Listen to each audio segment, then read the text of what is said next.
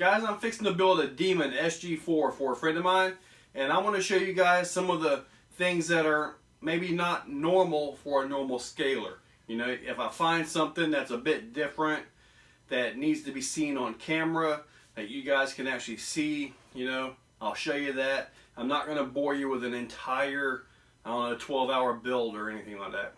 No. But anyway, I will show you guys the highlights of the build. So here's a big old pile of parts.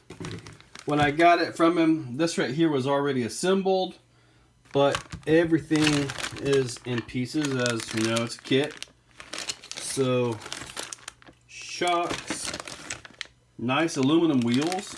I mean, those are pretty nice. Now the spare looks like a plastic, but it looks okay. Now the gearbox is pretty much, I'm thinking, a planetary. I'm going to open that up, take a look inside. Transfer case, I'm going to open up that, and I'm also going to lube these up with some Dynalube. It comes with a little scale winch, and looks like lights, or some lights and stuff with Dean's plugs. So I'm just going to put this thing together and show you guys the highlights. Metal drive shafts. I don't really care for those spiral springs that hold the pins in place, but it's there. Metal suspension links.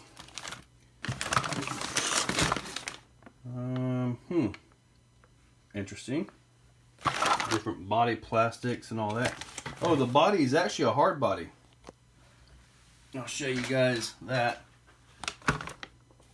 I had that in another area since it takes up so much space.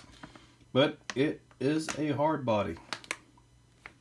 And I believe I've got to assemble all of this. Jeez. This is going to take a while. With the transmission apart, you can see it's kind of weak looking. These gears are not very big, guys.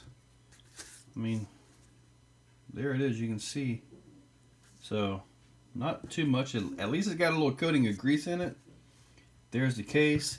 Now, when all this stuff goes together, there is an O-ring to help seal it against water. So that's a good thing. Let me see. Maybe that has an O-ring in there. I'm not exactly sure. But anyway, that's the transmission. Now here's the transfer case. Just a simple set of gears with nice bearings on both sides. This looks actually pretty decent. It's just a simple 1-to-1 ratio. There's no reduction here at all. Here's the bumper with the scale winch on it. The winch controller is actually pretty well sealed. And this is a giant solid block of plastic. So that is the bumper. Oh, and you're supposed to glue the little bar over there. You're supposed to actually glue that. That's a little bit odd, but oh well. Now the shocks appear to be pretty nice. All metal shock bodies, all metal ends, nice O-rings, which, you know, they're an O-ring, so hopefully they're nice, right? So, I mean, they actually look pretty neat.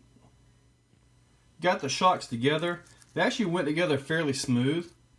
When you put oil and when you set up a shock like this, especially the small bore shock like this is, you got to be really careful and not overfill your shock. If you overfill your shock, when you go to compress it, it'll like stop right there and it won't go in any further.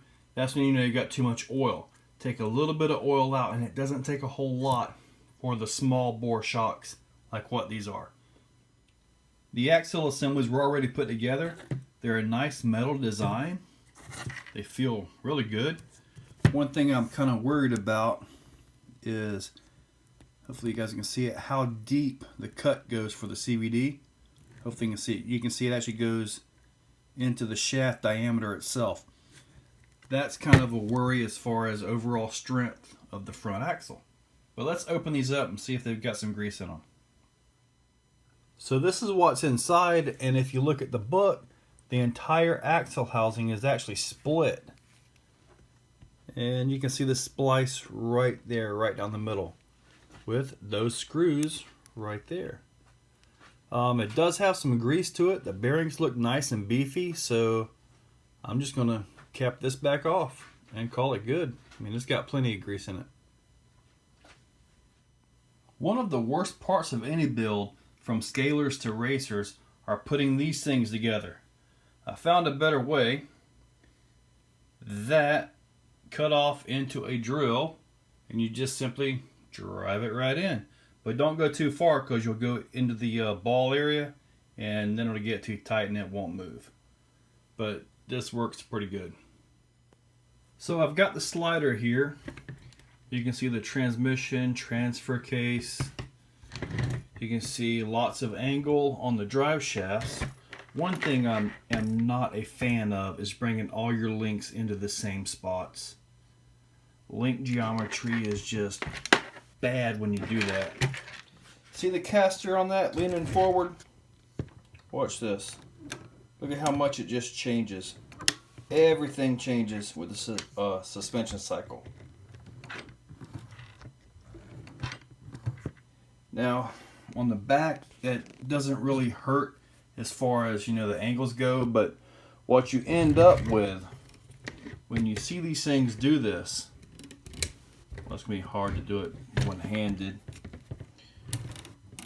but what it is, when it goes to try to drive forward, the torque at the axle housing is going to make all this act like a radius arm, and then it's going to try to pull out, and you could end up with what's called wheel hop. Not sure if this is going to do that or not yet, but this is where I'm at this point. There are some things I would have designed a little bit differently, like that, for example. But I'm not an engineer. So far, for me, the best part of this build is the tires. They actually look like they're going to do good, and oh yeah, we chose the silver outers with the black inners. That's your pick on that. But look at that. That is a two-stage foam. You know, this is something people pay for as far as, you know, CI or Crawler Innovations, and Proline also has some dual-stage foams. Those are probably the best part of this entire truck at this point in the build. I mean, you can see right here, you've got a soft tread area, and then it hardens up. That keeps your tire from rolling over so bad. So these are actually really nice. I do like these. And here it is, and all of its, well, I guess if you want to call it glory, I guess you can. I'm not very impressed. You can't adjust the backside down. Maybe you can take a spring out of it or something. I tried to put the fronts in the top hole, and now the front is just too short. So you got to jack the whole thing up, which is just going to ruin performance. I think it actually just needs shorter shocks. The back end is pretty darn nice. The battery goes underneath all of this stuff right here. I mean, like, it sits in that little compartment down there. And to get the battery out, you got to remove the spare tire. And then this lifts up, and then you get your battery. If you have a lipo fire, you're going to be in trouble. Now, if you decide to not use the spare tire, there is nothing else to hold the battery in place. So, not so good. I mean, it hides the battery. Really nice.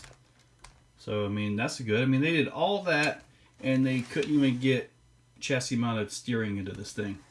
They could have moved this stuff over, made it work a little bit. Maybe got the motor down here to the transfer case a little more. But, oh well. I mean, the tires are nice. Nice dual-stage foams. The wheels are nice. So, I don't have any complaints with that. It's just, I think this thing's going to be torque twisty like crazy. Time will tell. Oh, and the book shows the shocks mounted in the other direction, as in like the body's at the bottom. Well, if you do that, you have a giant air cavity at the shock piston.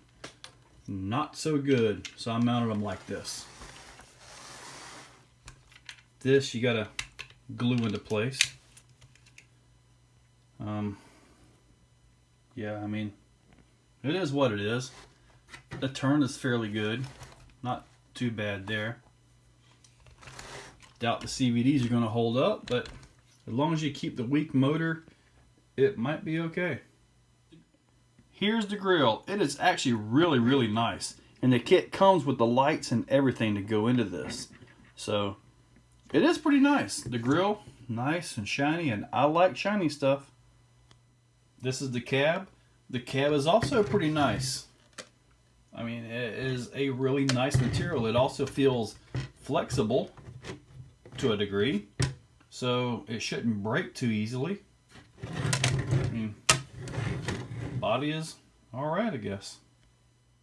At this point in time, the body, the interior, the grill, and the back half, also the tires and wheels, are the best parts of this truck. I do not like the driveline at all, and I do not like the suspension design at all. I do not. So, anyway, hopefully we'll see this thing run soon.